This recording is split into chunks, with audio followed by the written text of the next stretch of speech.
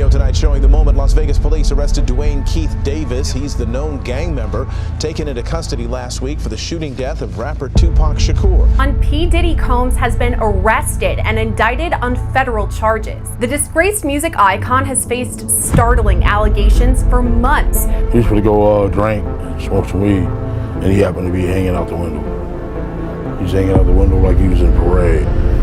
Tupac? Yeah, he was. So what happens next? And he came, and shit. I ain't gonna go into the details like that, you know what I'm saying? But, you know, you got it in the book. You done played it, everything else, you know what I'm saying? So everything that was in the lawsuit? I don't know all the things that were said, but you're not gonna pay for nothing that you didn't do.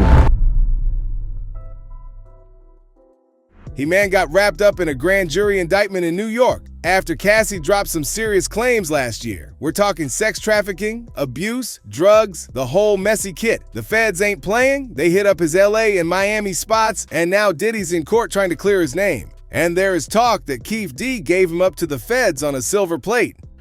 Yeah. Oh, okay. You live with both of your parents? Yeah, both of my parents. I was raised by both of my parents. Mostly our whole community was raised by both our parents. You know, a lot of people stereotype, say single moms, but that shit ain't true. Back in the early 60s and 70s, black families was more together. They had both of their parents and everything. It was more of a peaceful neighborhood at that time. Yes, yeah. So it was lower crime. And then when did you see everything start? You seen everything? You said 68, everything started to change? More blacks was coming in, 68, 69, 70. The blacks started coming in more, yeah. And crime rate went up like in 1972, it started going up. Stuff like that, yeah. Okay. And like Alondra, Compton Boulevard, Rosecrans, they used to have, everybody used to take them streets to go home.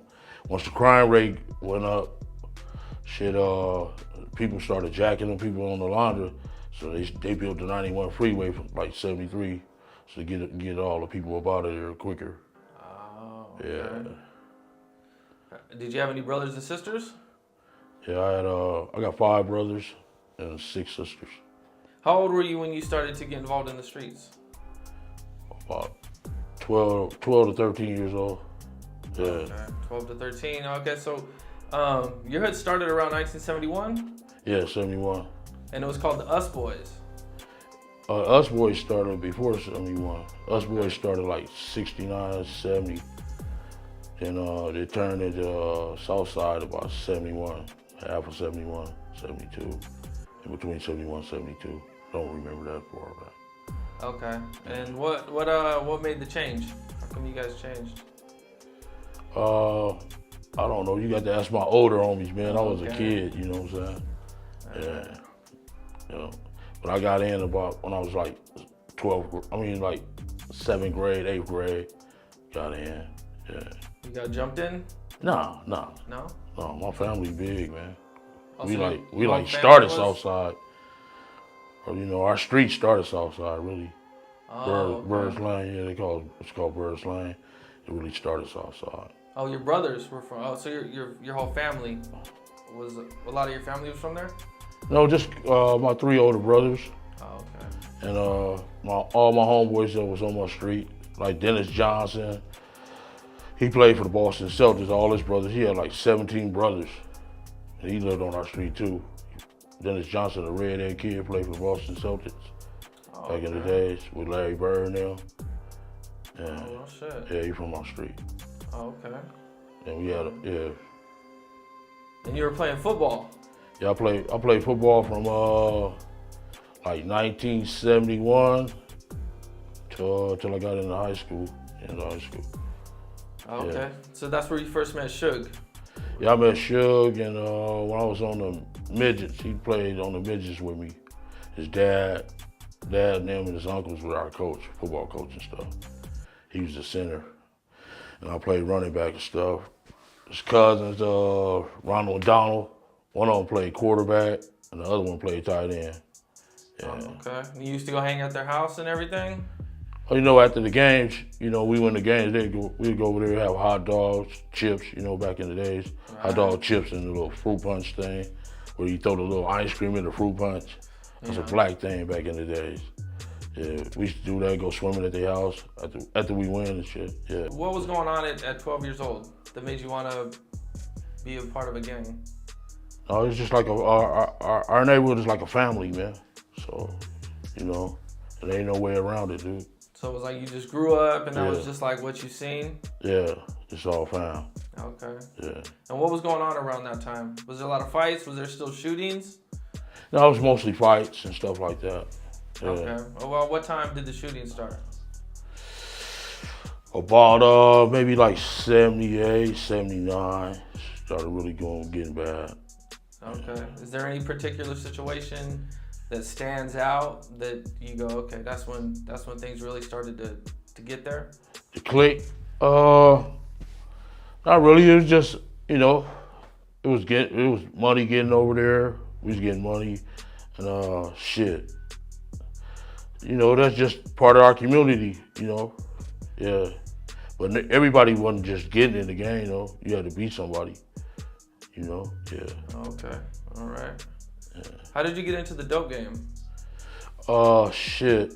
This is a baseball coach at Keefe College. I was a ball boy back there, bad boy and shit. When I got older, he was buying a little weed. So one day I went up there. He asked me to buy some weed. I went up there, sold him some weed. He like, man, he pulled out his little dresser drawer. Shit, he had like 8 ounces. That shit was costing like $3,500 an ounce. Like, damn, got home, I'm balling. That's the way I felt, you know. And then it started rolling from there, you know. And then you started getting into coke and everything else later? Yes, I was selling coke then. Once he fronted me 8 ounces. Shit, I got back home with that shit. And all the big homies that ate me up. I mean, you know, everybody wanted to buy an ounce from me, so shit, I was like ready the next day. Damn, you did that shit fast. And he got to teaching me the game, telling me don't use that shit. And he even told me this shit, the cocaine is better than a nut. So I'm like, damn, you don't want nothing better than a nut. You know, I'm like, damn, homie, yeah, that's real. Yeah, and he's like, yeah. So you opened up around 81, 82, you opened up some crack houses? Yeah. Yeah, okay. I had like 3 crack houses back then, like 81, 82. You got any stories from those? No, we just, Easy was messing with us back then too. And we used to cook over his house, cook up the rocks. Is that how you met Easy? No, I knew him before him. He had his cousin was from our neighborhood named Horse, Big Horse. And he was around then. He's like a little kid. Okay, and so you knew Easy from when you guys were kids, young? Yeah, when we was younger. Okay. Yeah. So you guys were doing business together? Yeah, he really with my little brother. He was like the same age. He was messing around. They was doing everything together. I was a little older than him. But we used to go over there in his mom's kitchen and cook up the crack. Once we converted from powder to crack, that's when we started cooking the shit up. But I preferred it to stay powder because you can get more money. You know what I'm saying? Selling the little quarter teas. You ain't even have to wear it. You just get the little quarter teaspoons and put them in snow seals. Then Ready Rocks hit like about 82 in the city of Compton, yeah. Okay. What was Easy like during that time? Oh, he's a cool little dude and stuff. Before I went to the pen, he started getting into that music stuff. So he was in the, a few times I was over there cooking, he was there making that racket. I was like, man, he's like, how that shit sound? Man, that sound like some bullshit. I guess I was used to the nursery rhyme and, you know, more rhyming, you know, like Sugar Hill, Fat Boys, fucking Houdini, them, they was doing mostly rhyming. And he was turning that stuff to the gangster rap. Then I went to the pen in like 85. And about 86, 87, this shit hit. It cruised down the street in my 6'4".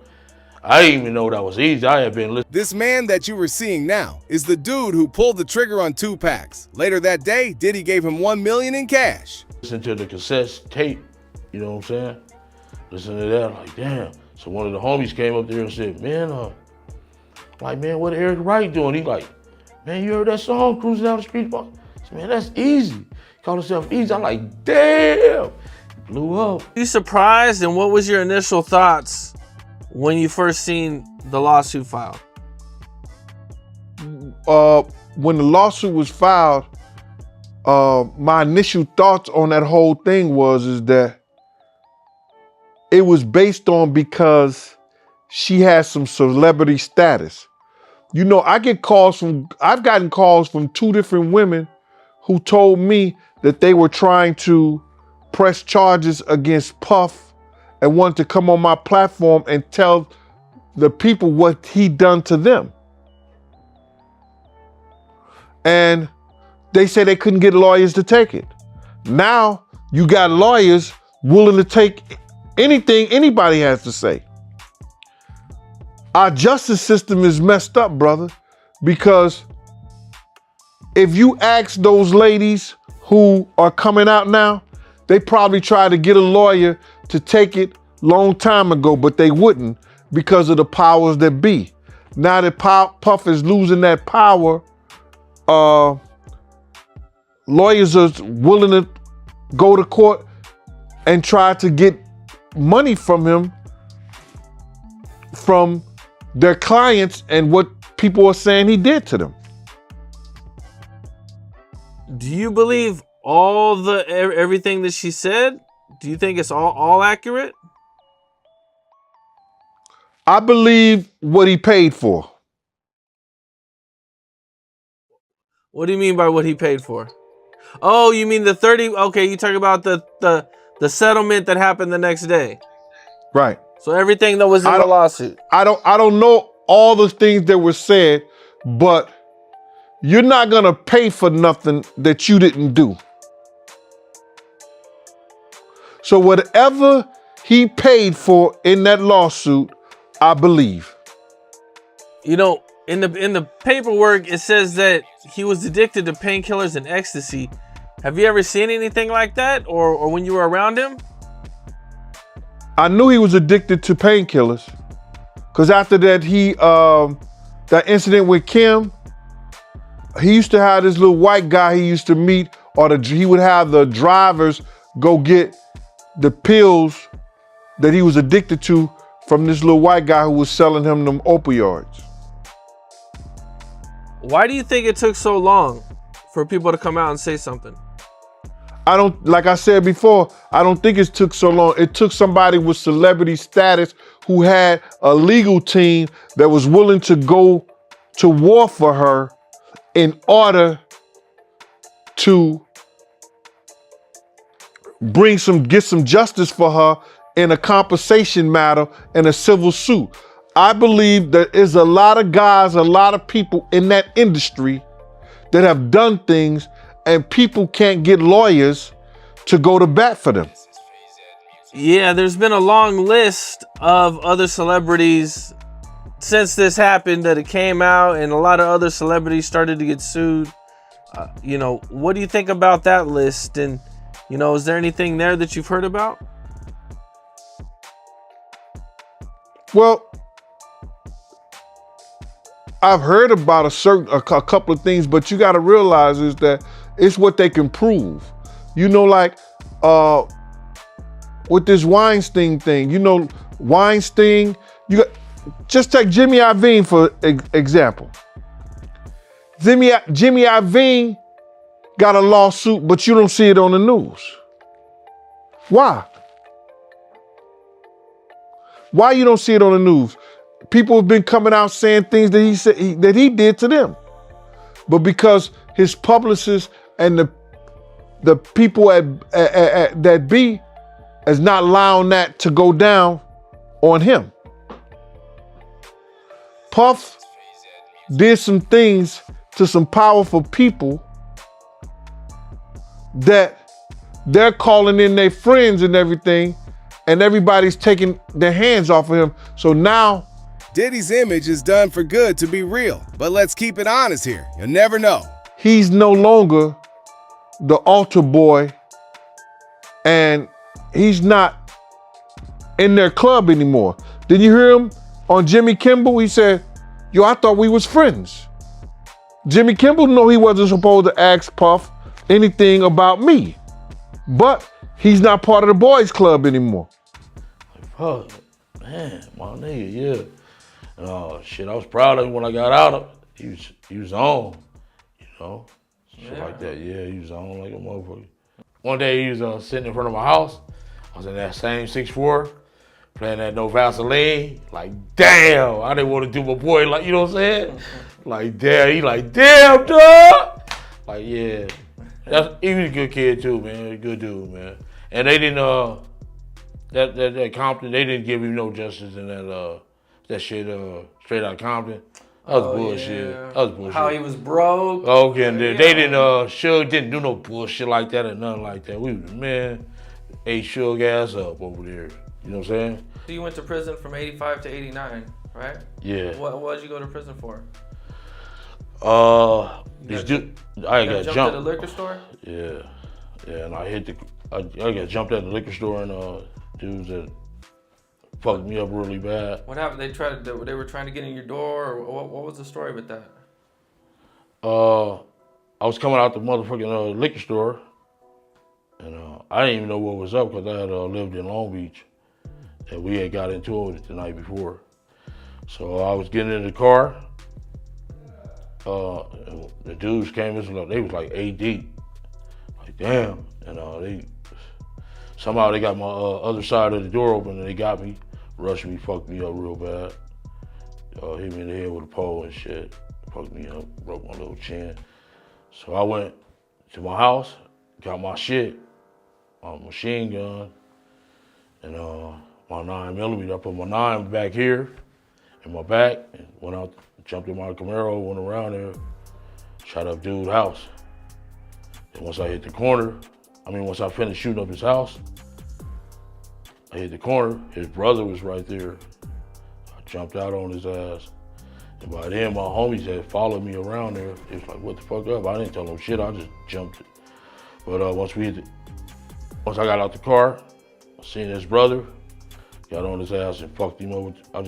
I didn't shoot him, I just hit him with the gun. He went down, started kicking him in the face, fucked him up real bad and shit. And I went to prison for that. I went to the hospital. By the time I got out, Compton police took me to jail for that shooting. And What was the craziest thing you seen in prison during that time? craziest thing, first day I went to the yard, you had to have a privilege card to go to the yard on the weekend. Went to the weekend yard the first time. Shit, Mexican had a knife in his chest and he fell on it. I'm like, damn, this shit is serious. You know, joke. Back then I was in Gladiator School. It's called DVI Tracy. It's like fucking about 1,500 Crips up at that motherfucker. It was on. Yeah. So you get out of prison in 1989, and in 1990, your brother is killed. Your younger brother? No, my older brother. Your older brother, okay. Yeah. And what was that like? How did that affect you? Was it gang related? I don't know if it was gang related, but he was my best friend, you know what I'm saying? Because we grew up in the same room together. You know what I'm saying? We was real tight, and that fucked me up. Yeah. I can imagine. Yeah. He was like 28, I was like 26. Okay, so you guys were real close in age and everything. Yeah, played on the same football teams, baseball teams, all that shit. We ran on the track team together, all that shit. Yeah. Okay. You're 11 years older than Orlando? Is that correct? Yes. Okay. How old was Orlando when he got jumped in or became a Southside? I don't know, I was in prison. And how old was Orlando when he didn't get jumped in. You don't got to get jumped in. Yeah. Okay. Well, how'd you feel when you heard that your nephew What's that? became a member? How did you feel when you heard that Orlando became part of the Keefe D could have been free now, but he had to flex on ninjas that he took out Tupac on his book. He snitched on himself. Southside?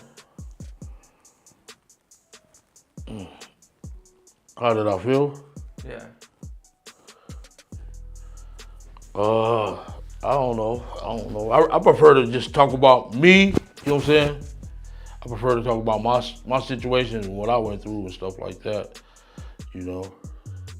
Okay. Yeah, because I don't really, you know, I'm 11 years older than him, so we wasn't in the same world. We wasn't hanging with the same people till later on, you know? So, yeah. Plus, I was in prison, too. You know, I didn't know what was going on with him like that. All right. You know, this is a question that I always see on the internet. I don't even know if you know the answer to, but being that I always see it. What'd you see on the internet? I'm Okay. curious now. All right, this is a question I always see on the internet, so I just thought I'd ask you. Are you familiar with Suge's homie, Jake Robles? Who? Suge's homie? Yeah, Jake Robles. Yeah. Who was killed in Atlanta? Yeah. Well, I heard that bullshit too. That's some bullshit. That Lando and Corey was there. Some bullshit. they wasn't there? Hell no.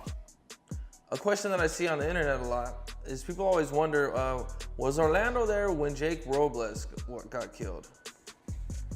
Nobody knows for sure.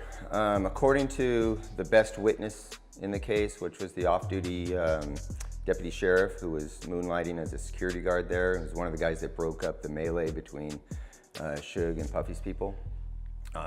He positively identified Orlando in a photo lineup. He looked at the photo of Orlando and said, absolutely, this is the guy that was in the blue jacket, in the powder blue jacket. So that's what we have. We have an eyewitness from a credible source saying Orlando was there. I don't know for sure. I think Keefe D denies it. So it's a big mystery. Oh, okay. Did you guys ask Keefe D when you did the big interrogation? I think so. If I remember correctly, I think we brought it up and he said, no, Orlando wasn't there. That's some bullshit. And I heard Orlando was never ever convicted of a crime. Never. Never. Yeah. Graduated high school. All that. Did part-time at Whittier College. All that. Good kid, man. Good kid. Yeah. How did you meet Zip? How did I meet Zip? Oh, through the game. Through the drug game. Okay. And how'd you first start hanging out with Puffy and them? Well, really, this is boxer. He was from our neighborhood, and he was married to Tanisha Arnold. We went to a party that Will Smith and Jada Pinkett had gave, and I met him there. Okay. That was like 92, like 92. Okay. Yeah. And Puff eventually got in touch with you to use a car? Yeah, I had a hydraulic place. Me and my brother, we had a Compton Hydraulics. And he called up there wanted to use a lowrider. And I took my lowrider up there and it was Usher first video, Can I Get With You? Yeah, and Puff was driving. Usher was all over the car. Did they mess the car up? Yeah, he fucked the car up. And when the car came back, it was dented up. I called him like, man, goddamn. And he had to paint the whole car over again because the candy paint, you can't match. You know what I'm saying? He had to paint the whole fucking car. It cost like $4,000 to get the car done again. Yeah, but little Usher was like, Mom, I want to buy this car. Like, kid, that shit is priceless on boy. You know what I'm saying? It's like my baby, you know? I had been owning that car like 10 years when he used that car, and he was like, Mom, I want to buy this car. I had turned down the Japanese for the same car, $50,000. They offered me $50 for the car, but it was like my wife, my girl, you know, that was my baby, you know, my 6'4" Chevy, yeah. So when was the first time you went out and went to a concert or anything with Puff? First time, it was like, what was that, 90. First concert we went with Puff was 95 on that BET tour crew. Yeah. The first one was San Diego, the next one Anaheim, Las Vegas. Then we did the Summer Jam in '90. Why would Diddy have this kind of gangsters around him like that? It's image damaging. That's hypothetically, if he had nothing to do with Tupac's death. 95 on 95, that was Summer Jam at Irvine Meadows. Did the Summer Jam, we was on the stage with him popping bottles, Cristal and shit, and Dome. My boy Suge was over there on the other side and shit. Biggie was fading that No More Chance. One More Chance, I mean. Did that Dangerous. That shit was Who Shot You, all that shit. That shit was hard. You know, Biggie was big back then. And I seen Suge that day getting jealous of that shit going down right then. Swear to God. When we came off the stage, after they did their 3 songs, the little revolving stage went around, and Suge was waiting on me right there. He called me, Keefe D, what's up, big dog? Homie, I was like, what's up? Like, man, how you know them? Same way I know you, you know? So, yeah, and I seen Suge getting jealous that night. But that night, Puff gave an after party at the El Rey. And them Dog Pound dudes was there. Snoop, Corrupt, Daz, and Nate Dogg, they was there. And we was up in the VIP. My girls and them was sitting down at the, I had set them down at the table. So they asked me to go get them some bottles and shit. When I get back, fucking them DPG Jews had took my girls in them seats.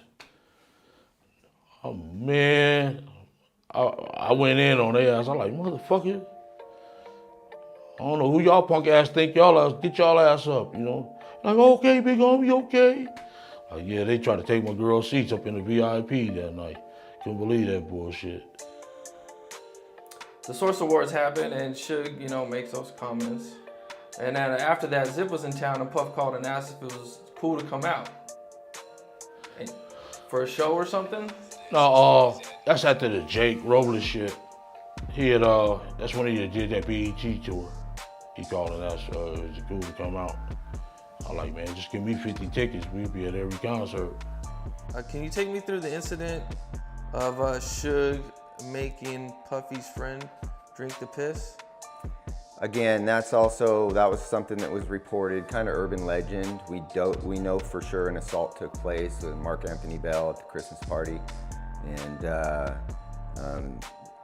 they're in the police report, it doesn't say that so this is just kind of information that came about based on other people that were at the party. And it's one of those kind of things that probably got a little over exaggerated. Most certainly there was an assault that took place involving Dre and Tupac and Norris Anderson and Suge, among others, when they accosted this guy and beat him up trying to find out where Puffy's people were. So Tupac and Dr. Dre were both there when it happened? According to the crime report. According to the police report that was made out by Mark Anthony Bell, who was interviewed by both the FBI and the LAPD, those are the people he identified as some of the primary aggressors in the incident. Okay, and why was Suge going after this guy? Going after Mark Anthony Bell? Yeah. Because he thought he had information about where Puffy's family residence was in LA. Okay, and around what time was this? Christmas time, 1995. 95, okay. So this was right when things started to heat up between, okay. So this is way past the Source Awards. Yeah, so this is 95, but things had been heated up ever since, Tupac got out of prison.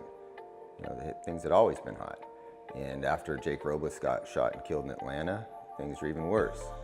And so, there was ongoing confrontations and incidents that just kept fueling the fire.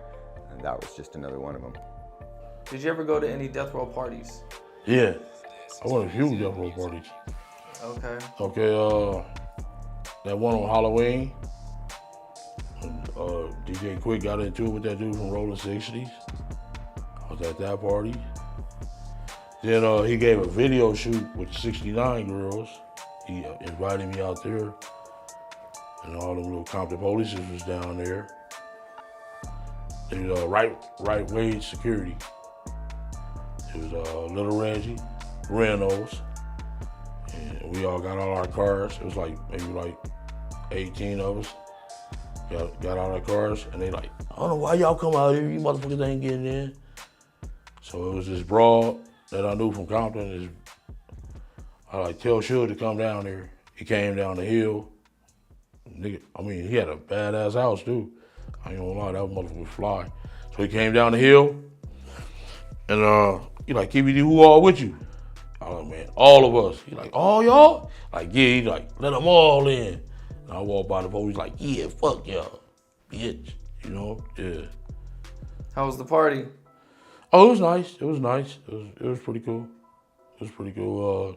That was a nice ass house too, boy. Had the Serenity pool. Shit, and in his backyard, I was looking over the whole of Gura Hills. It was up there in Hidden Hills. That shit was nice. And his balconies was, man, big as this room. You know, he had like 8 balconies on that house. That thing was nice as a motherfucker. I ain't gonna lie, yeah. All right, so we get to there was a situation at the Lakewood Mall. Yeah. What happened there? Oh, I wasn't there. You weren't there? I wasn't there, but my little homeboy was The way Diddy lived, fast life and slow bullets, he deserves rotting in jail. going to play football for Arizona, University of Arizona. And he's up there by himself, waiting on the homies to come up there. And there was 3 death row dudes up there. They was up there sweating, you know, trying to show their little muscle and shit. So once the homies was gonna go up there and buy him some shit to go to school with, you know, like sweatsuits, sweatpants and shit, you know, athletic shoes and shit to go to college with. So once the homies hit the door, the homie that was going, his name was Marcus.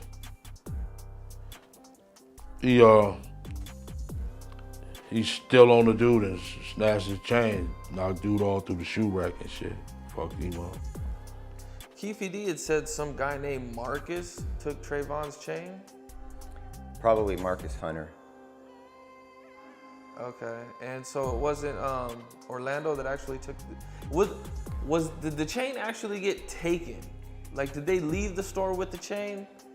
It really depends on who you're talking to. Of course, this all happens outside, not in the store. It happens outside, and there's, you know, a physical confrontation, a fist fight. The chain either does get taken and then it's, you know, it's recovered, or it's taken and not recovered. Depends on who you talk to. When Trayvon comes over and say, hey, there's Baby Lane, the dude that tried to take my chain. Try to take my chain. Everybody keep that, you gotta get that cleared up. Trayvon didn't lose his chain. Yeah, snatch loop, yeah. So this was like the beginning. Was there any, now after this happened, did it cause any beef between you guys' neighborhoods? Nah. No. Nah. I seen Sugar gang times after that. That's when he invited us to that thing to go to when his car got shot up that night. We had seen him after that. So that was after the chain? That was after the change. Taken. Yeah, that was after the change. Okay. Yeah. And I seen him the day before the fight. Shit. I was out in front of the MGM waiting on my car. He pulled up in his little Rolls Royces. Okay, well, Yeah. we'll get to that. Yeah. We'll get to that. Now, there was no bounty on the necklace. You never heard about anything like that? $300 necklace. But that's not, that's not the necklace. $300 necklace. Tupac's necklace was not a $300 necklace, bro. Well, the little sidekick necklace. Come on, homie. Well, it was. It don't make fucking sense. It was good enough you guys took it though. Take it, man. What we gonna do with that? Our changes was better than them. Come on, homie. It's bullshit. We got class, homie, and we was rich, homie. We was rich before they even got started. Southside was having money before they even got started. Matter of fact, we started them. Shit. Okay, so at one point, Bad Boy had a concert at the Pond, and I guess at the after party, Puff came out with just a towel on, and there was a bunch of your homies there. Yeah. Okay. Yeah. Who told you about that? I So the homies? No, you read it somewhere? Yeah, I got it somewhere. Yeah, he came out with a towel on. I don't know what he said, but I know he came out with a towel on. You don't do that in front of, no fucking 50 Crips, 40 Crips like that, man. Goddamn, homeboy. Yeah. I don't know. Yeah. So the first time Puffy mentions going after Pac and Suge, he did it after a show in Anaheim? According to Keefe D. Okay, can you take me through that? Yeah, they were all at a show, and Keefe D and some of Puffy's people, a bunch of Southside Crips, were all at this hotel. And that's when, according to Keefe D, Puffy makes this kind of announcement that, that he needs some help in this situation, and kind of one thing led to another. Okay, was Biggie there? I don't know. Okay, but it was just a bunch of Keefe D and his homies? Yeah, because they were kind of tagging along, being part of the Bad Boy crew as they came to LA, because Puffy knew he already had friction with Suge. This was his territory, it's his backyard, and so he had aligned himself with these Crips because they had they were kind of the natural enemies of Suge Knight and people from. So one day you get a call from Zip, and he asks you to meet him at Greenblatt's Deli. Yeah. And what happens there? We go there and what's her name? Angela Winbush. And what's his name? Mr. Biggs. He was all up there. We was up there eating jelly and shit. Puff was with a couple of girls from the hood and shit. And then he took me downstairs, just got to talking and shit. Yeah. What happens at the second time he actually gets serious with Keefe D? Well, the second time, I believe, was at Greenblatt's up on Sunset, and Keefe D says that Puffy pulled him aside, and basically solicited his assistance to take care of Suge, and of course Tupac's name came up, and he was kind of added to the list, according to Keefe D. And that's when there was a kind of a very vague discussion over money, and next thing you know, Las Vegas happens. Did he seem scared at all when he said that? What was his body language like? He wasn't too scared, shit. When I was young, rap was all about getting out of the hood, not flexing that you're living in it. He was in LA. Yeah, you know what I'm saying? Okay. Yeah. Did your brother ever go on tour with NWA? He went on a few concerts with him, yeah. Okay, so your brother knew all of them and everything. Yeah. They the same age, and they was doing their little trades together, drug trades together. You never went with them? You never wanted to roll with them or anything? Man, I ain't no fucking I don't do that. Okay. People want to roll with me. You know what I'm saying? I don't dig a ride on me. I don't do that. I'm the star. So you met Tupac a couple of times? I seen him a few times. A few times? I seen him at that party. He was with Puff at that party, and Will Smith and Jada Pinkett they gave. Okay. You guys didn't talk or anything? Nah. But the first time I ever seen him was in '89 at the Greek Theater. He was with Digital Underground. Oh, okay. And we was out there. He came up in like a diaper. I guess that was his little act. You know how they had put on that little bullshit? Dude put on that nose. Humpty dance, do the dance, that bullshit. And he came out, asked him to smoke some weed with him. Nigga, we just paid $15 a ticket. You better be smoking weed with us, One of my little homies clowned his ass about that. Yeah. And he had on that little diaper, nose ring, looking like Bam Bam.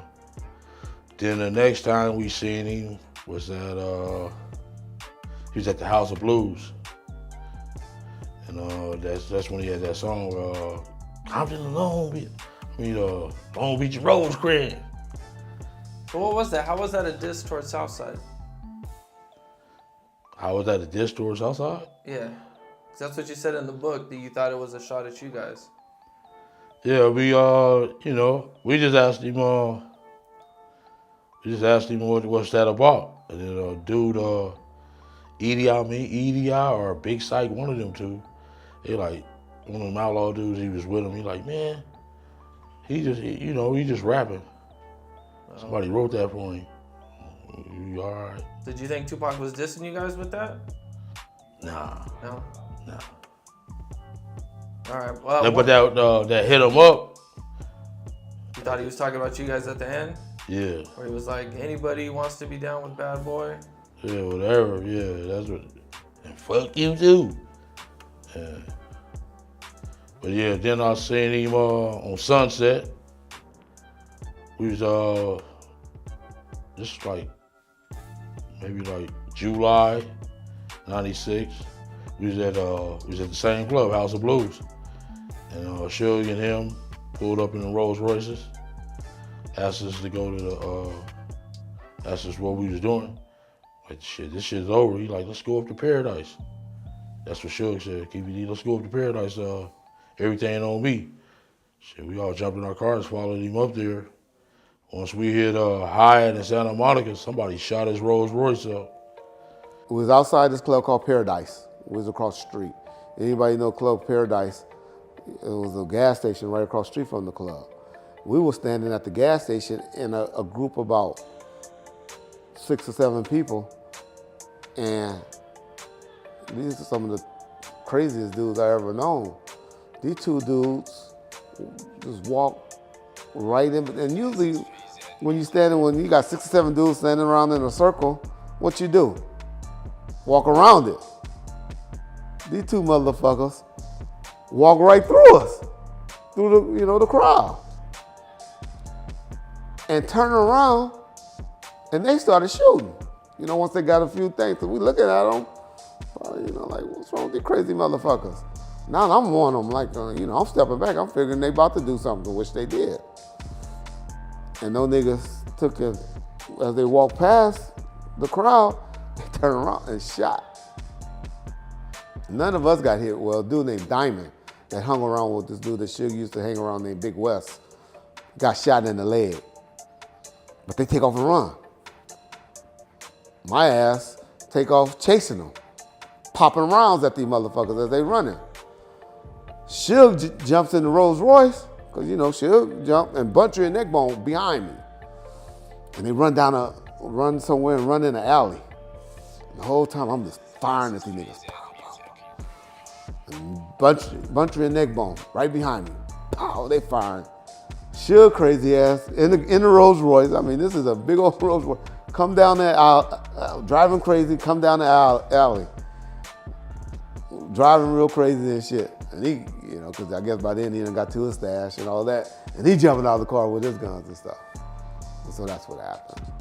But the Suge car never got. But Suge, the way Suge was driving and all of that, you would have think it was something involving the Rolls Royce, which it wasn't. Suge just was driving real crazy to come and be back up to his boys.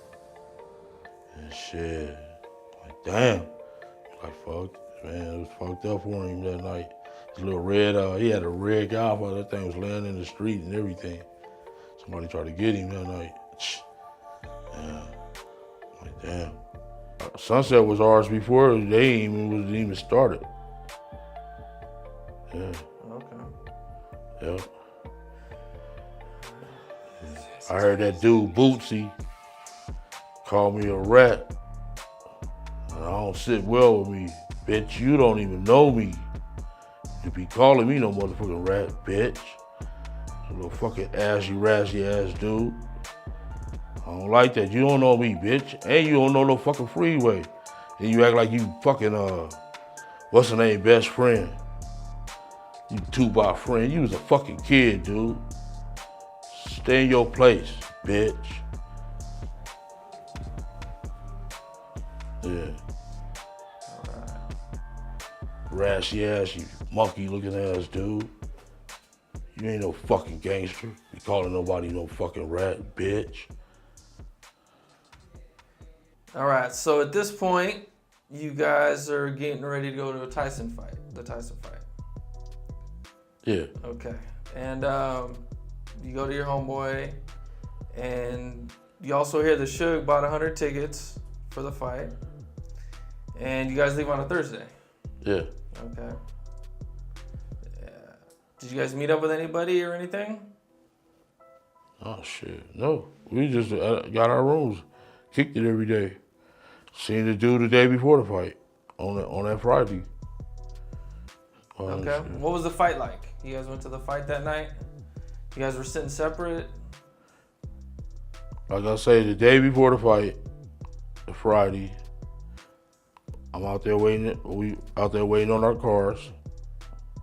I'm waiting on my car. Man came over there. You know, all them bitches around and everything. He made me look like a movie star. You know what I'm saying? What up, big dog?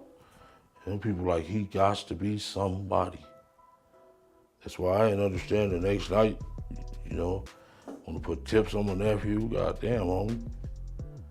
Yeah. Yeah, this was the day before, right? You're saying the day before? The day before. Okay.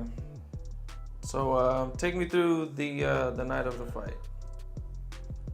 What I was sitting there, after the fight was over, we had got our tickets from the scalper, my little homie from Rolling 60s. And we had our tickets everywhere, different where. So I told after I could pass out the tickets, told everybody meet me at the cafe. So fight was over, we sitting there in the cafe waiting on our food and stuff. My boy from 1180 East Coast came in there, said that them dudes just jumped on nephew. By the time they all met up, is when Trayvon comes over and say, hey, there's Baby Lane, the dude that tried to take my chain, try to take my chain. Everybody keep that, you gotta get that cleared up. Trayvon didn't lose his chain. Trayvon, you know, came over there and said to his big homies, which is Neckbone, Buntry. So he didn't tell Suge. Pac. He just said it out in the open. Said it out in the open. Pop, we talked about earlier in the interview, being who he being. You either ride with me or you not with me. Takes off. Didn't say nothing to nobody? Takes off. Ain't said nothing. And runs over there towards the guy. And started literally, hit him and he falls down. The homies doing what they supposed to do, takes off behind him. Run, and then they, stump him out. I'm like, what? They're like, yeah, they just jumped on your nephew. And they asked us, did we need any help? We're like, no, we cool. We met up with nephew.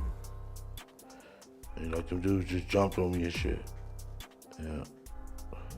Okay, so you guys went over there, Suge and everybody was already gone? Yeah, they was gone. We'd love to hear what y'all think about this. Don't forget to like and subscribe.